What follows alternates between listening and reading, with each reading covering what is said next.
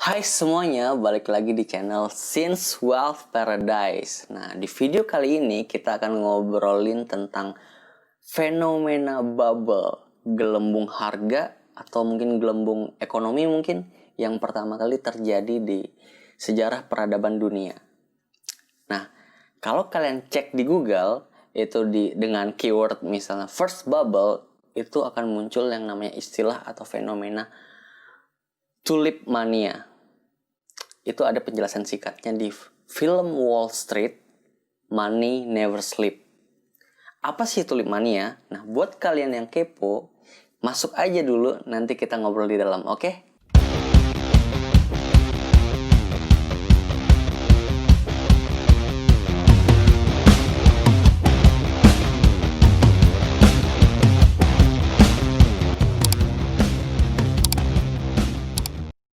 Jadi, pada abad ke-17 yang dimulai di tahun 1600 Masehi, Belanda mulai mencapai masa keemasan, masa kemakmuran, dan masa kejayaan.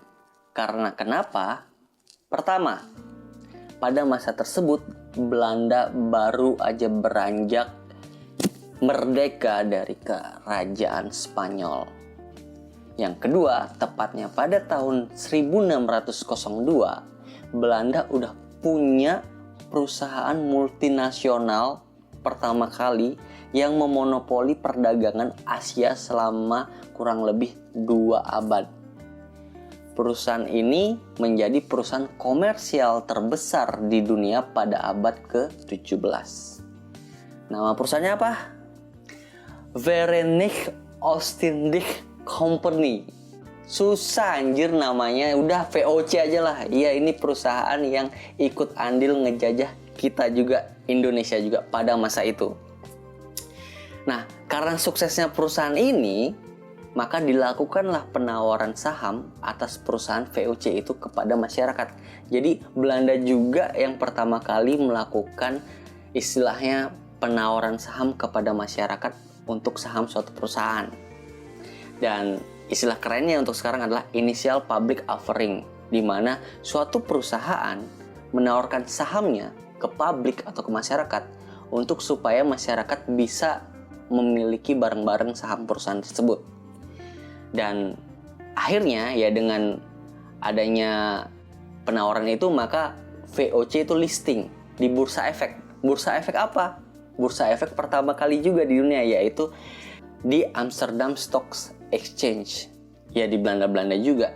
Jadi di masa itu Belanda udah ngerasain yang namanya punya perusahaan multinasional pertama kali, listing pertama, penawaran saham pertama kali, dan listing pertama kali, dan punya bursa efek pertama kali. Walaupun ada fakta lain yang mengatakan bahwa bursa Antwerp itu adalah bursa pertama kali di dunia, tapi itu lebih ke bursa komoditas, bukan bursa saham.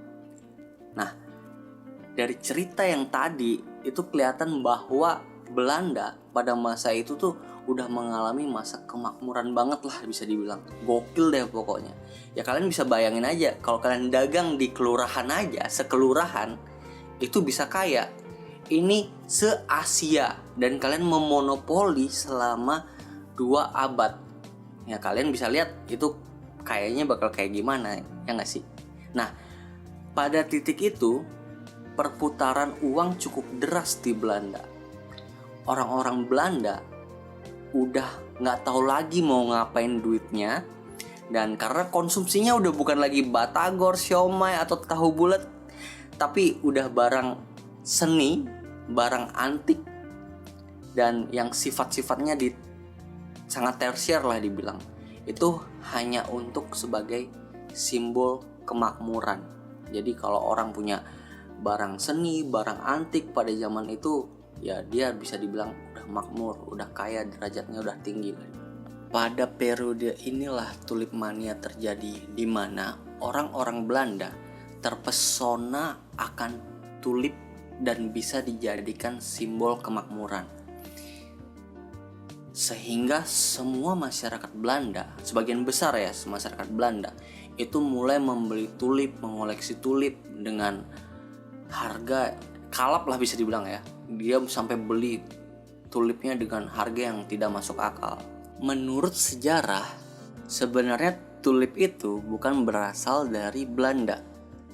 Nah, sebenarnya tulip itu tumbuh liar subur di dataran negara Timur Tengah seperti Turki atau Persia.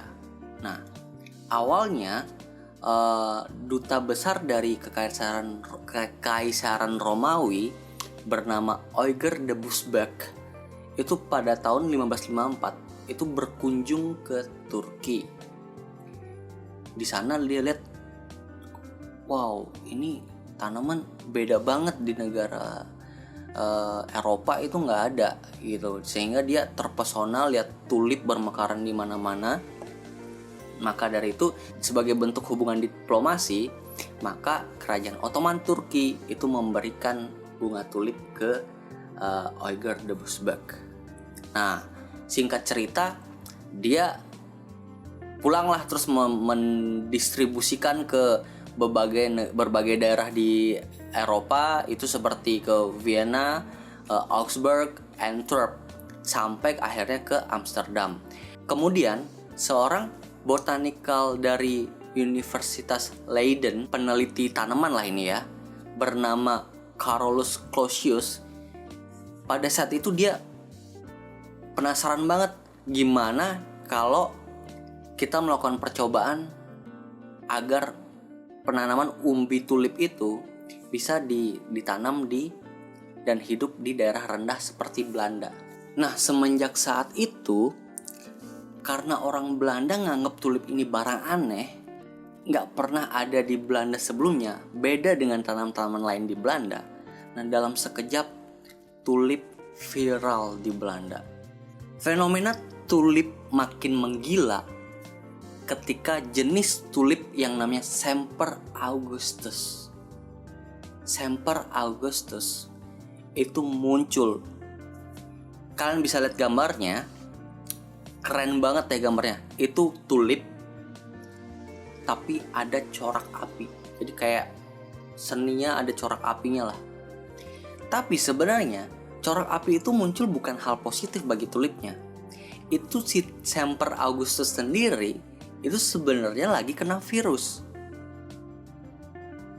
kena hama lah bisa dibilang. Muncul itu karena kena hama. Sebenarnya kan berarti kan itu bakal ngebunuh tulipnya. Intinya tulipnya bakal rusak lah bisa dibilang kan ya. Dan karena kena virus kayak gitu, warnanya jadi bagus, ada corak apinya, malah jadi tambah mahal. Jadi orang Belanda makin gila-gilaan tuh beli tulip, apalagi dengan jenis Semper Augustus. Bayangin aja nih, tahun 1623 satu umbi Semper Augustus itu seharga 1000 gulden atau 1000 florin. Jadi gulden dan florin itu mata uang Belanda di zaman dulu. Pada saat 1625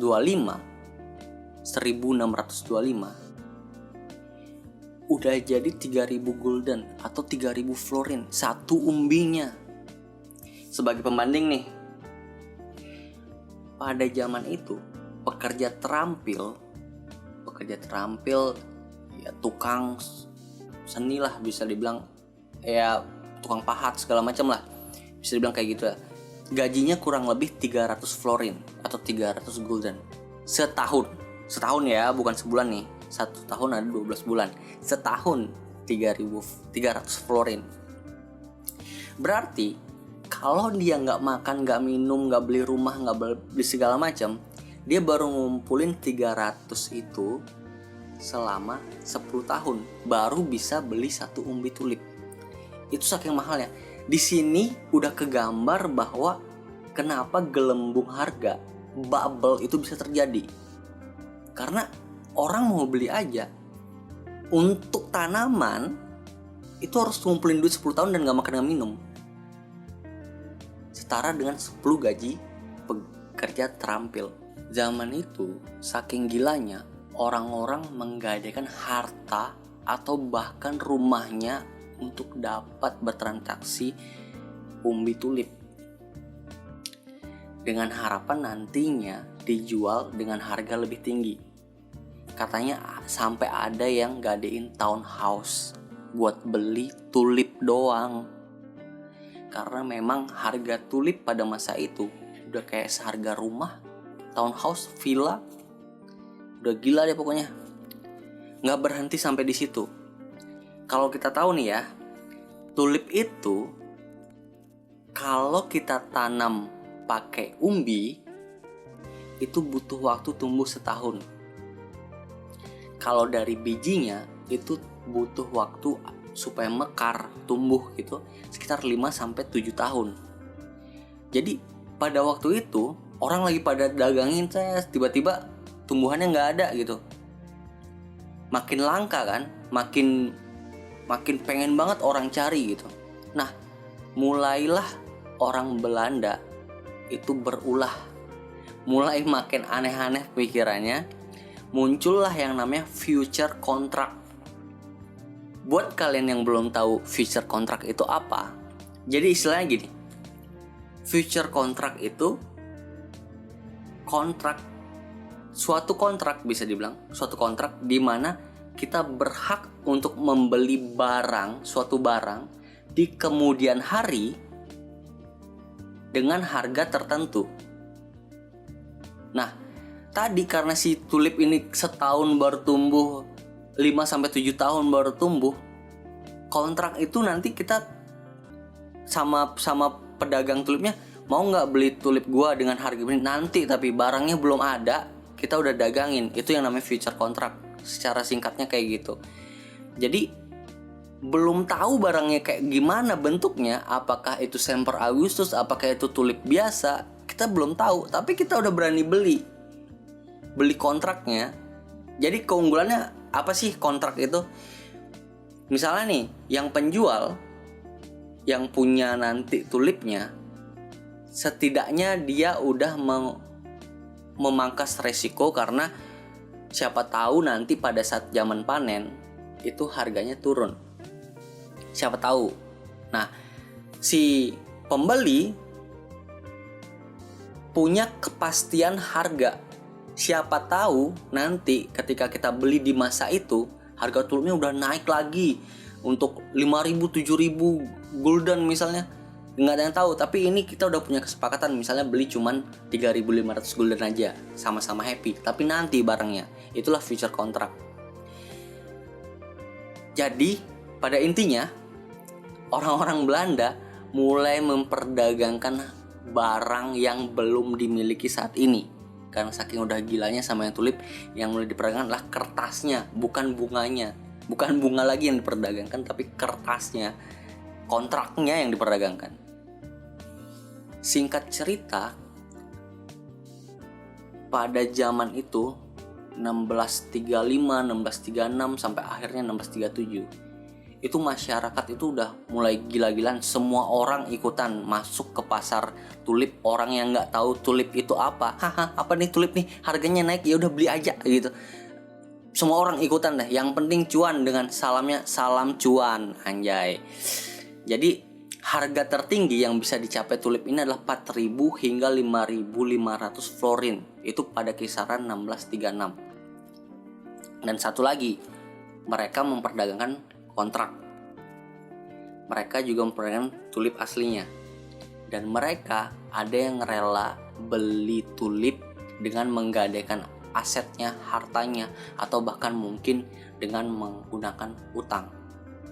Nah, disinilah bubble itu muncul, yang mana harga tulip sebenarnya tidak dapat dibeli dengan kemampuan natural masyarakat. Daya belinya sebenarnya tidak cukup membeli tulip itu. Jadi tulip harganya udah di sini, sebenarnya masyarakat tuh bisa belinya cuma di sini. Sisanya buat nutupin gap ini selama ini adalah dengan mungkin utang atau segala macam, atau gadein aset segala macam. Nah, ketika orang udah punya beli sini, nggak ada lagi yang bisa beli di atasnya lagi. Jadi harga itu stop naik. Ketika stop naik, orang-orang mulai panik, ini harga mau kemana? Dan akhirnya balik lagi, harganya jatuh sejatuh mungkin ke bawah. Bahkan di bawah sebenarnya harga normal karena saking orang udah paniknya. Jebret, dan itu selesai di 1637. Jadi sebenarnya fenomena ini banyak terjadi perdebatan. Layaknya suatu fenomena, layaknya suatu sejarah, itu ada yang dihiperbola dan ada yang melakukan research. Nah, contohnya di sini penulis Skotlandia Charles Mackay itu dalam bukunya yang sangat populer, Memoirs of Extraordinary Popular Delusions and the Madness of Crowds, itu dihiperbola semuanya. Orang rela untuk masuk, menghabiskan gaji setahun, dan habis itu ekonomi parah segala macam, hiperbola lah sebenarnya. Tapi ada juga sejarawan Annie Goldgar itu melakukan research terhadap kejadian sebenarnya tulip ini. Jadi sebenarnya tulip mania ini memang benar terjadi, tetapi sejarawan Annie Goldgar itu melakukan research dan mengatakan bahwa nggak separah yang dikatakan Charles Mackay kok. Jadi masih bisa di dalam riset itu terlihat bahwa ya memang ada koreksi ekonomi, ada keterpurukan, cuman nggak separah itu. Dan menurut gue sendiri, ya gue sih lebih masuk akal Annie Goldgar ya. Kenapa? Karena pada masa itu Belanda itu pun masih ngejajah Indonesia, masih jualan rempah, dapat endorsan dari VOC, itu masih jalan lah mereka. Berarti istilahnya ya Belanda masih kaya aja pada zaman itu, cuman mungkin ada koreksi ekonomi terkait adanya bubble dari tulip mania ini. Jadi ibaratnya ya Belanda memang sakit, cuman masih bisa hidup lah, nggak sesakit itulah bisa dibilang. Anyway, fenomena bubble dalam ekonomi, apapun objek yang dipakai, entah tulip, entah kredit perumahan, entah sekarang sepeda itu bisa jadi bubble tuh. Itu akan terus terjadi, kurang lebih modusnya sama. Kalau di Indonesia dulu ada yang namanya, pernah kalau kalian dengar itu gelombang cinta.